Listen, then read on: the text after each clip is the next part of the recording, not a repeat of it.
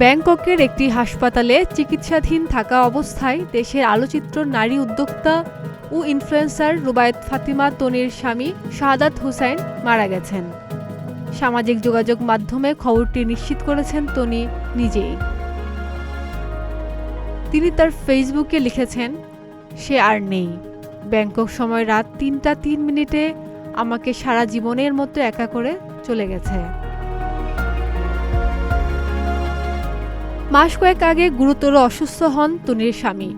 অবস্থা অবনতির দিকে গেলে ব্যাংকক নেওয়া হয় তাকে।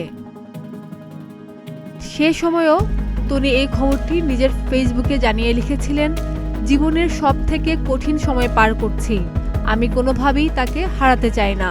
সবকিছু অনিশ্চিত জেনেও আল্লাহর বিশেষ কোনো রহমতের আশায় অনেক কষ্ট করে আজকে সিঙ্গাপুর থেকে এয়ার অ্যাম্বুলেন্সে বাংলাদেশে আনিয়ে তারপর ব্যাংকক নিয়ে আসছি।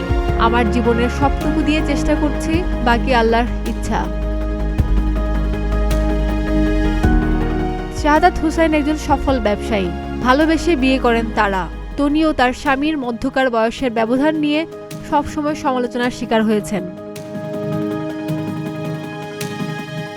বর্তমানে fashion house Sanvees by Toni এর স্বত্বাধিকার তিনি।